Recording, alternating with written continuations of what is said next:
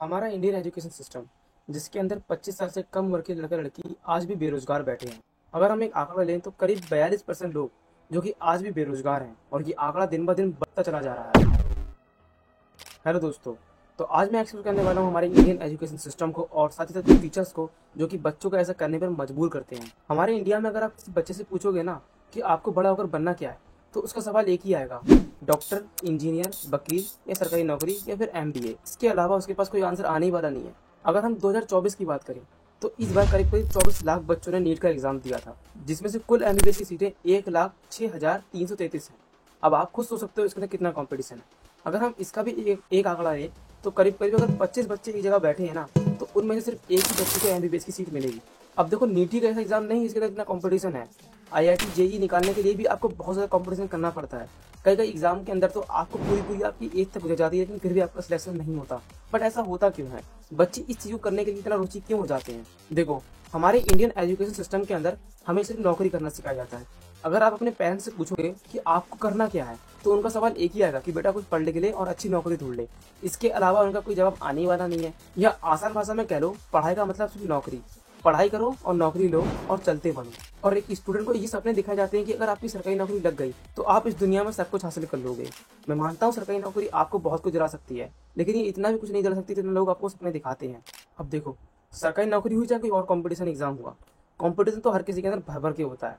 कुछ माँ बाप अपने बच्चे को कर्जा कर करके या कहीं से लोन ले लेकर बाहर पढ़ने के लिए भेजते हैं और बच्चे जाते भी हैं। अब जैसे ही मैंने आपको स्टार्टिंग में बताया कि आज के अगर एग्जाम कोई भी आप उठा लो तो उनके अंदर कंपटीशन बहुत ज़्यादा हाई है। तो ये एक बार का या दो बार का निकलने का तो है नहीं। जिस बच्चे ने पहले से स्टार्टिंग से अच्छी पढ़ाई करी है तो हाँ, उसका हो सकता है कि फर्स्ट अटेम्प्ट में हो जाए, लेकिन ये आसान नहीं है। अब मान लो एक बच्चा है जिसने अभी अभी एक एग्जाम दिया है और बाद में उसका सिलेक्शन नहीं होता और उसके घर से कॉल आती है कि बेटा हमने तुझे कर्जा करके भेजा है, लोन लेकर भेजा है, तो सिलेक्शन तेरा कैसे नहीं हुआ। अब बच्चे पे जो प्रेशर पहुंचा है ना, ये बच्चा ही जानता है कि वो इस टाइम क्या झेलता होगा। अगर हम अभी की बात करें तो इस टाइम जो बाहर से पढ़ने वाले स्टूडेंट हैं वो सबसे ज्यादा कोटा के अंदर हैं और कोटा के अंदर पिछले 2 महीनों में 25 बच्चों ने अपनी आत्महत्या की थी। To the suicide cases that are being reported from the coaching hub of India, Kota. Now, once again, an incident of suicide has been reported. It is about a 16-year-old boy who is preparing himself for the JEE main.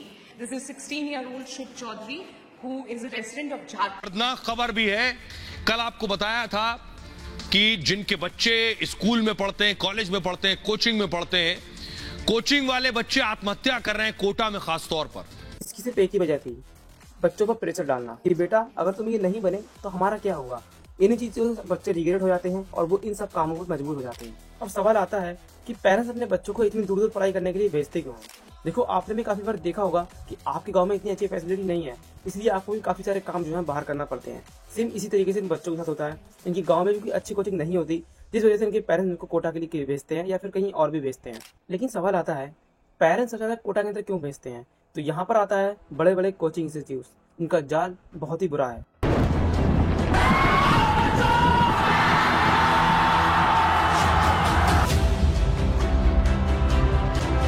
इस video में बहुत ज्यादा फायदे की बात है railway की तैयारी करने वाले बच्चों की, इसलिए रेलवे वाले बच्चे।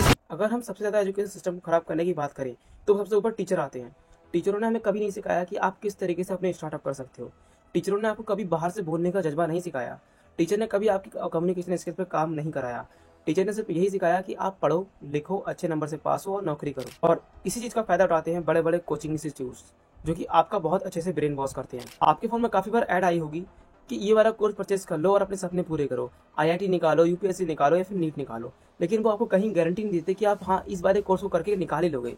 लेकिन ऐसा क्यों होता है? देखो, यहाँ पर सबसे पहले बच्चों को एक ऑब्जेक्शन दिया जाता है कि हाँ तुम ये सब कर सकते हो, और बच्चा वहीं से इनहेंस होता है ताकि बच्चा उनके कोर्स को इनरोल कर सके और उनका कोर्स बाय कर सके। और साथ ही बच्चों को ये भी सपने दिखाए जाते हैं कि अगर तुम्हारी नौकरी नहीं लगी ना, तुम कुछ नहीं कर सकते अपनी लाइफ के अंदर।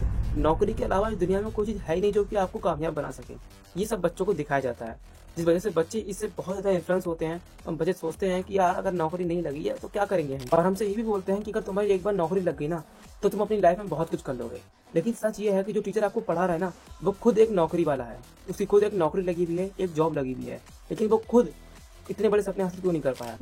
इसका सवाल आज तक किसी स्टूडेंट ने नहीं पूछा होगा। अगर हम 2024 के अंदर किसी ऑफलाइन कोचिंग में एडमिशन लेते हैं तो उसकी फीस 50,000 से 1.5 लाख तक जाती है, जो कि 1.5 लाख बहुत ही कम है। मैंने आपको फिर भी कम बताया, करीब करीब कहीं कहीं तो 3-3 लाख तक पार कर जाती है। अब आप खुद सोच सकते हो कि अगर 100 बच्चे आ गए तो उन्हें कितना फायदा होता हो। अगर कोई गरीब इंसान है और वो अपने बच्चे को पढ़ाना चाहता है तो वो कैसे भेजेगा? ऑब्वियसली कर्जा लेगा या लोन लेगा और फिर बेचता है, और फिर जब बच्चे का सिलेक्शन नहीं होता है तो आपको पता है कि बच्चा क्या करता है। अगर कोई पेरेंट्स अपने बच्चे को किसी से कर्जा लेकर वहां पर पढ़ने के लिए भेज भी देते हैं तो उसकी क्या गारंटी है वो 100% इस बार सिलेक्शन हो जाएगा उसका? ऐसी कोई भी कोचिंग नहीं है जो कि ये आपको गारंटी दिला सके। अब मैं मिलाता हूँ आपको मुश्किल प्रताप से। इस तरह आपको सरकारी नौकरी करना सिखाते हैं और आपके एग्जाम किस तरीके से क्वालिफाई होंगे वो करना सिखाते हैं। हाल ही में सर मुखर्जी नगर गए थे, जहाँ पर यूपीएससी के बच्चे बहुत ज्यादा तैयारी करते हैं, और वहाँ पर ये अपनी रेंज रोवर के साथ गए थे। और रेंज रोवर का कम से कम प्राइस 60 लाख से 1 करोड़ तक जाता है अगर हम मिडिल क्लास में रखें तो। अब आप मुझे एक बात बताओ कि जो टीचर खुद सरकारी नौकरी नहीं कर रहा है, वो खुद अपना स्टार्टअप बिल्ड कर रखा है, तभी तो उसने रेंज रोवर ले रखी है। कभी आपने किसी गवर्नमेंट जॉब वाले के पास रेंज रोवर देखी? हाँ, मैं मानता हूँ गवर्नमेंट जॉब वाला भी ले सकता है, पॉसिबल है, बट इसके लिए उसे अपनी पूरी जिंदगी भर की कमाई को एक बार इकट्ठा करके उस रेंज रोवर में लगाना होगा, जो कि वो पॉसिबल नहीं है, क्योंकि उसके ऊपर बहुत सारी जिम्मेदारियां भी होती हैं। पहले आप इनकी वीडियो देखो। आज हम घुस चुके हैं मुखर्जी नगर में अपनी रेंज रोवर लेके। सामने दिख रहा दृष्टि आईएएस। ये पूरी मुखर्जी नगर की भीड़ है भाई। अच्छे खासे तंदुरुस्त आदमी को डिप्रेशन में लाना हो तो यहाँ छोड़ दो। जितने कह रहे मुखर्जी नगर से बने हैं ना, उससे कहीं ज्यादा कह रहे मुखर्जी नगर बाकी खत्म हुई। ये सब सड़े सड़े से दिख रहे हैं, ये जर्जर जो कभी भी गिर सकते हैं। ये कोचिंग्स हैं, इनमें लड़की भी रह रहे हैं पीछे की तरफ। बिल्कुल खीरा लौकी बिकती है, वैसे ही नोट्स हैं देखो सब दुकानों। ये देखो जितने उलझे हुए मुखर्जी नगर के खंभों की तार है ना, उतनी उलझी हुई यहाँ की जिंदगी है बच्चों। अब आपने एक बार खुद चेक कर लिया होगा कि सर किस तरीके से बोल रहे हैं कि जो यहाँ पर मुखर्जी नगर के तार है ना, जो कि एक तरीके से उलझे पड़े हैं, सेम ऐसे ही बच्चों की जिंदगी भी उलझी पड़ी है। तो आप एक बार खुद सोचो कि जो बच्चों की जिंदगी उलझी पड़ी है, क्यों ना आप उसे निकाल दो, लेकिन फिर भी आप उन जालों में क्यों फंसाते हो? इसलिए ताकि आपका पैसा बन सके। और सर खुद तो नौकरी करते नहीं है, बस नौकरी करना सिखाते हैं कि बच्चे किस तरीके से नौकरी कर सकते हैं। जबकि खुद ये बंदा खुद अपना स्टार्टअप खोलकर बैठा है। अब देखो, यही ऐसे टीचर नहीं है जो कि ऐसा करते हैं, ऐसे काफी सारे टीचर हैं जो कि इस तरीके से करते हैं अपने स्टार्टअप के लिए। मैं मिल पाता हूँ आपको अलग पांडे यानी फिजिक्स वाला से। मैं मानता हूँ ये काफी सारे के इंस्पिरेशन होंगे, लेकिन एक बार आप जरूर इस वीडियो को देखो कुछ भी बोलने से पहले। इनका खुद का एक कोचिंग इंस्टीट्यूट है जिसकी वैल्यूएशन 1 बिलियन तक जाती है। अभी ये बंदा खुद फिजिक्स में फेल हो चुका है 8th क्लास के अंदर, लेकिन फिर भी ये बंदा IIT क्लियर करने की बात करता है। और ये सपना दिखाते हैं कि आप डॉक्टर कैसे बन सकते हो, आप इंजीनियर कैसे बन सकते हो, आप करोड़ों कैसे कमा सकते हो। लेकिन रियलिटी सबको पता है। जो लोग डॉक्टर हैं उनको भी पता है, जो लोग इंजीनियर हैं उनको भी पता है, लेकिन जो लोग ये सब करने वाले हैं उनको नहीं पता, और उन्हीं से ये पैसे बनाते हैं। अगर हम 2023 की बात करें ना, तो करीब करीब 8,000 जो स्टूडेंट थे जो कि IITian थे, उनको जॉब नहीं मिली, और वो सिर्फ 6-6 लाख के पैकेज के पीछे पड़े थे। ये सब ऐसा करते हैं अपने बिजनेस को बढ़ाने के लिए, ताकि इनका पैसा बन सके। और सबसे ज्यादा पता है किसको इनहेंस करते हैं? स्टूडेंट को, क्योंकि स्टूडेंट इनका मोहरा होते हैं। Mark Zuckerberg, Elon Musk, Bill Gates, ये सब डॉक्टर इंजीनियर हैं। तो सवाल आता है बिल्कुल नहीं, लेकिन फिर भी इनके पास भर भर के पैसा है, जबकि खुद जानते हैं नौकरी क्या होती है, और ये बंदा खुद नौकरी नहीं करते। लेकिन सवाल आता है कि ये सब नौकरी करते हैं, तो इसका आंसर है बिल्कुल नहीं। ये खुद एक बिजनेसमैन है, और एक बिजनेसमैन ही जानता है कि हम इंडिया को किस तरीके से अपनी ऊंचाइयों पर ले जा सकते हैं। अगर हमारे इंडिया को आगे ले जाना है ना, तो सिर्फ नौकरी का मतलब नौकरी रहने देना, नौकरी को किसी और से जोड़ने की कोशिश बिल्कुल भी ना करना। देखो, हम सब इंडिया के अंदर रहते हैं, तो ये हमारा फर्ज बनता है कि हम अपने इंडियन एजुकेशन सिस्टम को संभालें। हमारे जो बच्चे हैं उनको हम समझाएं कि हमें नौकरी करना तो है, लेकिन एक लिमिट तक करना है। हमें अलग अलग बिजनेस को ट्राई करना है, क्योंकि एंटरप्रेन्योर ही है जो कि इंडिया को आगे ले जा सकते हैं। हमें स्कूलों में नई नई स्किल्स सिखाना पड़ेंगी कि स्टार्टअप किस टाइप से होता है, एक स्मॉल बिजनेस को किस तरीके से बिग बिजनेस बना सकते हैं। लेकिन ये अभी तक स्कूलों में नहीं सिखाया जाता। हमें इन सब चीज़ों पर काम करना पड़ेगा, देन उसके बाद हम इन सब चीज़ों में मास्टर हो सकते हैं। हमारे इंडिया में सबसे कमी पता किस चीज़ की है? स्टार्टअप की। हमारे इंडिया के अंदर स्टार्टअप बहुत ही कम होते हैं। अगर हम इस चीज़ को सुधार लेना तो हो सकता है हम आगे जा सकें। तो आप सभी को इसके अंदर साथ देना पड़ेगा, ताकि हम अपने इंडिया को नंबर 1 इंडिया बना सकें। जब तक के लिए bye bye.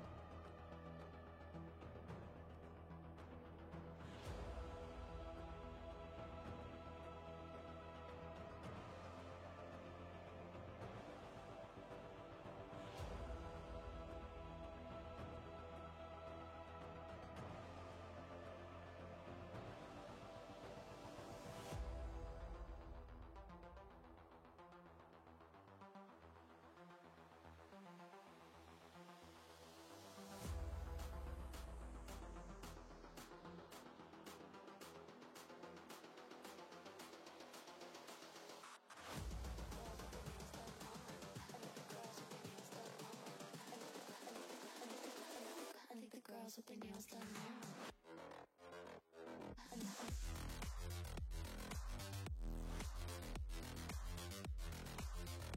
Girls with their